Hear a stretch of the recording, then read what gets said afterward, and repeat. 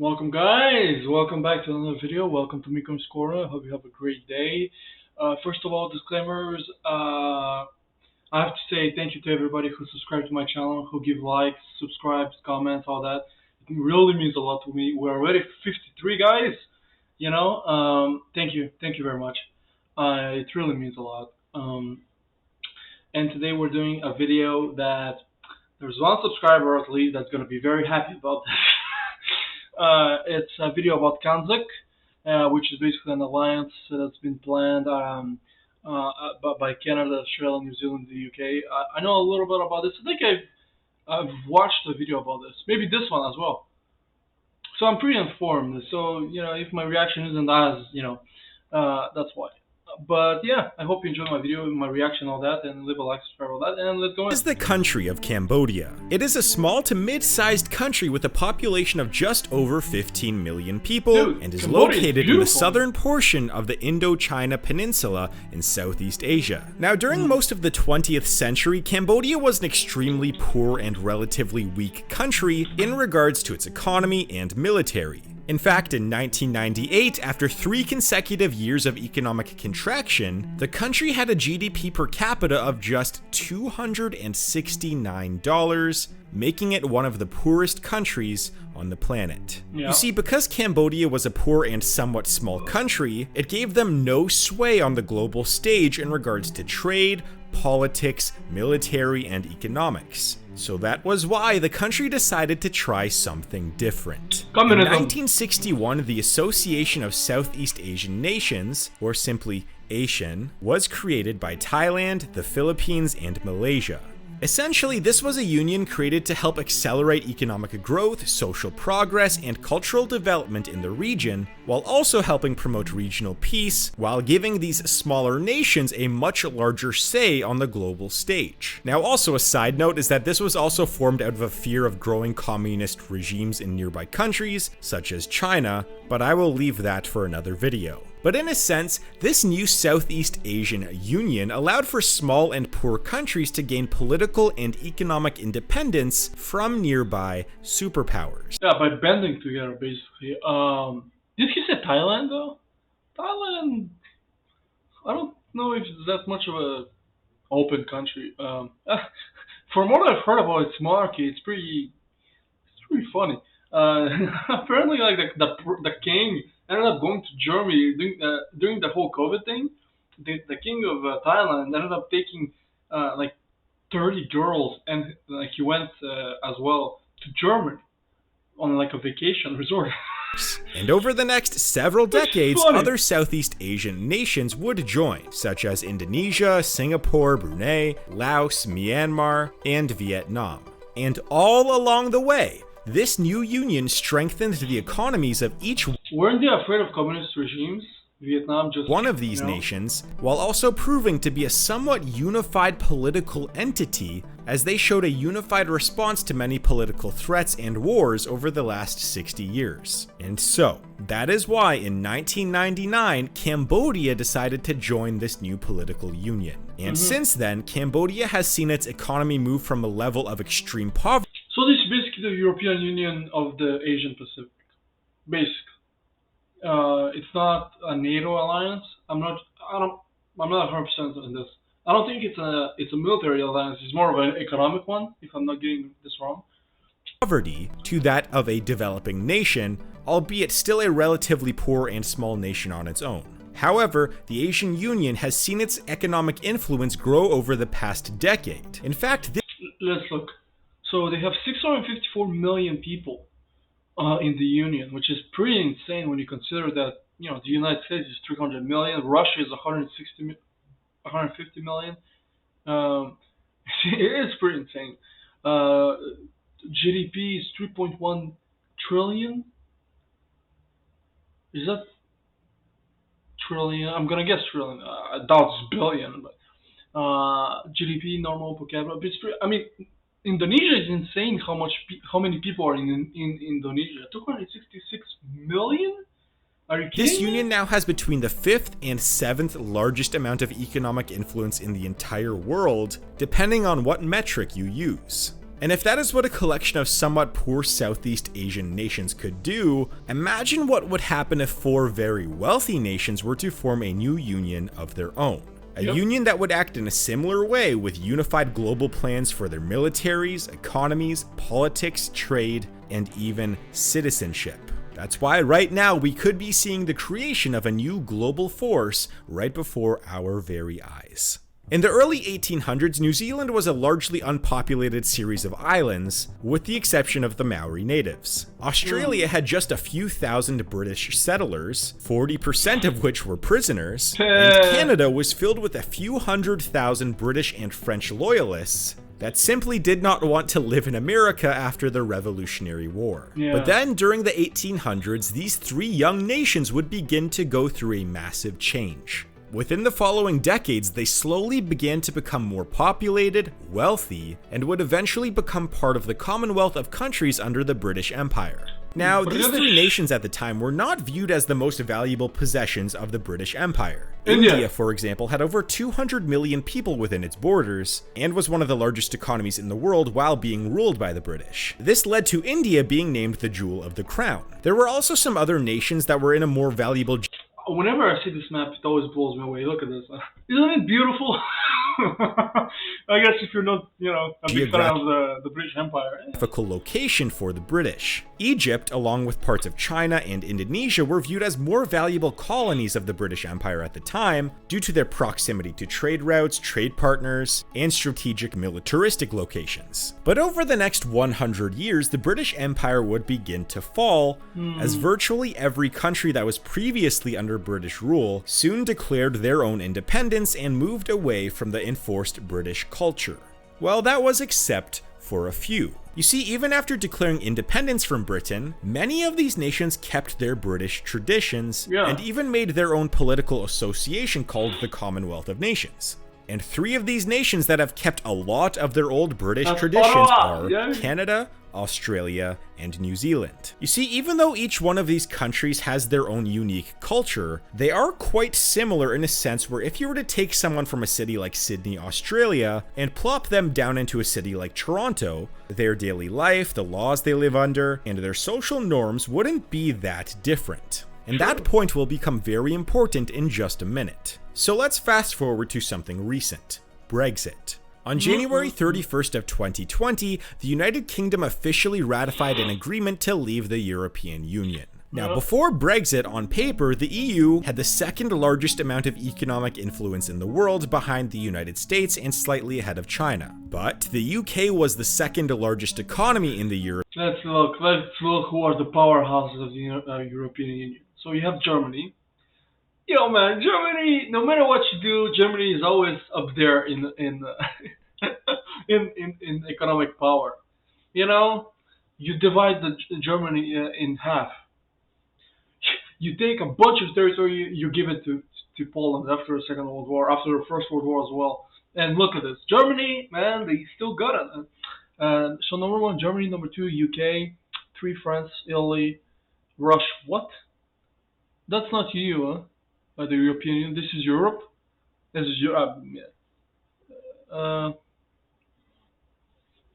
Russia is not doing well. European Union behind Germany. So when the UK decided to leave, the European Union fell behind China in terms of global economic influence. But now there is a new union being proposed by some of the top political leaders in the countries of Canada, Australia, New Zealand, and the UK. They're proposing a new union called KANZUK. Now, this proposed union is endorsed by the Prime Minister of the UK, Boris Johnson, the leader of the Conservative Party of Canada, Aaron O'Toole, and a multitude of senators and MPs from Australia and New Zealand. So that brings up a few questions. What is this union, and what are the ramifications for it on the global scale? Well, the idea is to form a union that would increase trade, foreign policy cooperation, military cooperation, and mobility of citizens between these nations. Essentially, on a global scale, these 4 countries would try to act more as one bigger nation versus 4 smaller ones. So the ramifications of this could be massive. Out of these 4 countries, the UK has the largest economy and the 6th largest economy in the world. Canada is next, having the 10th largest economy in the world. Australia is is close behind with the 14th largest economy,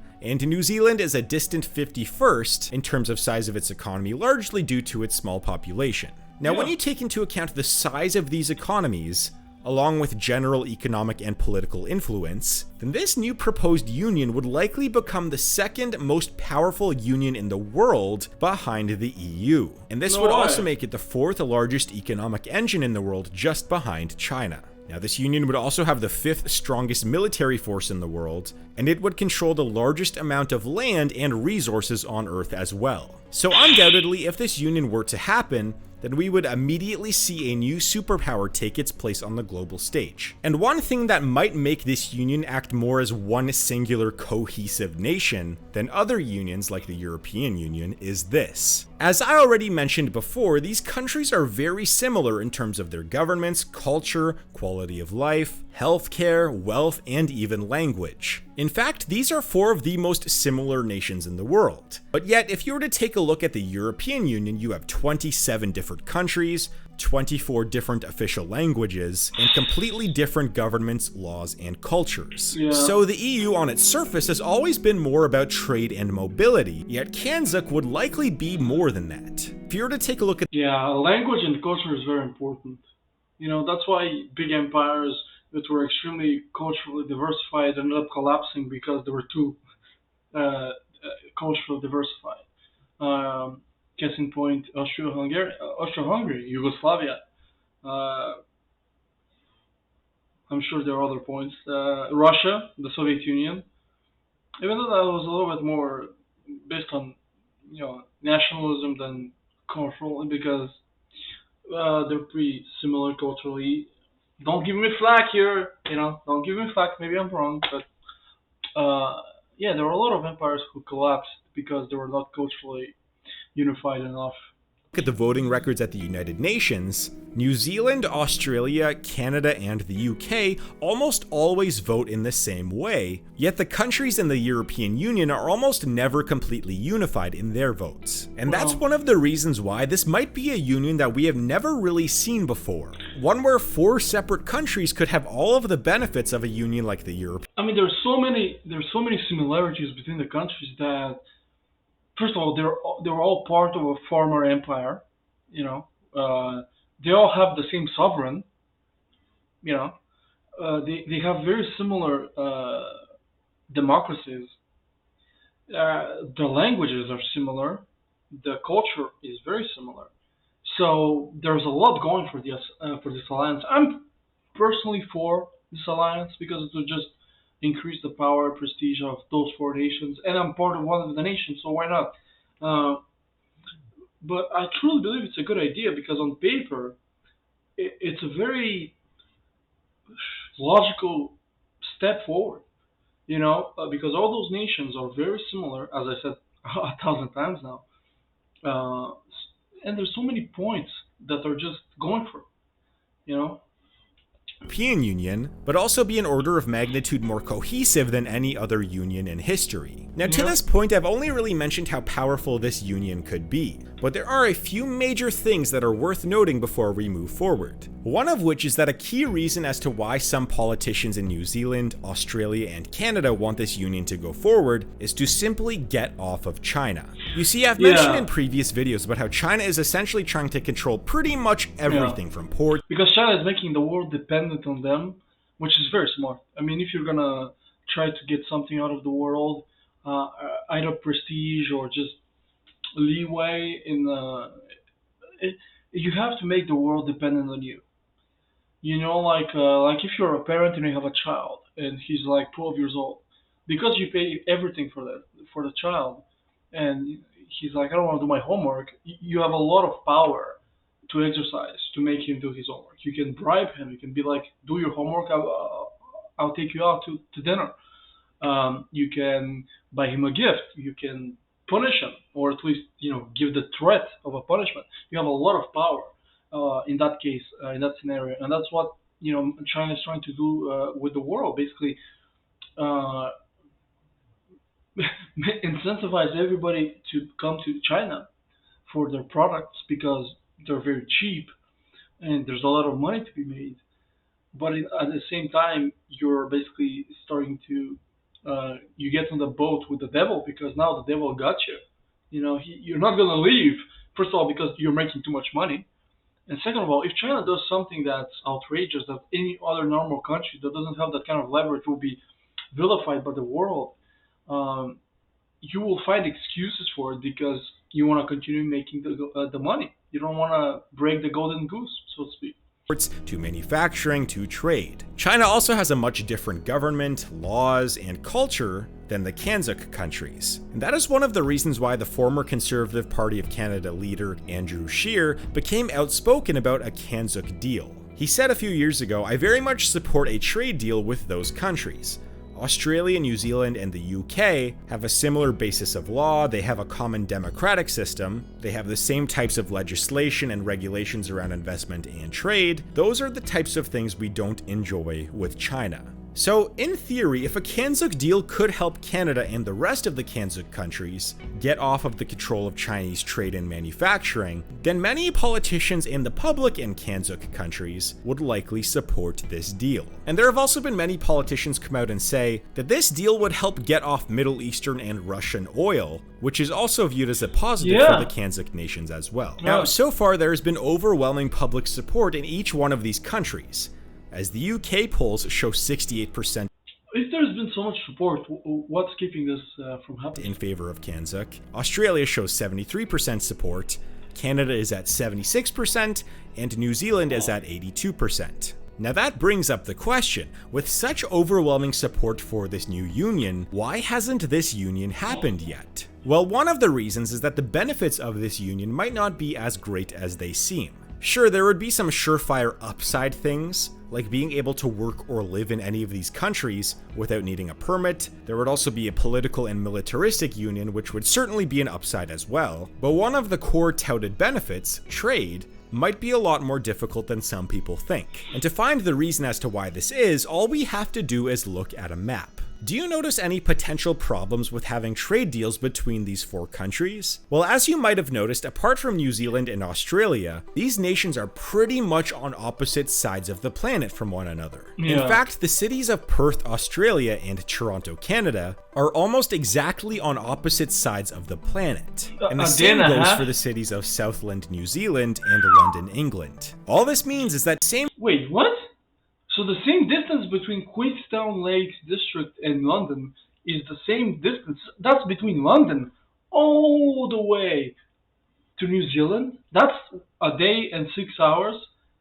And it's the same distance between Perth and Toronto?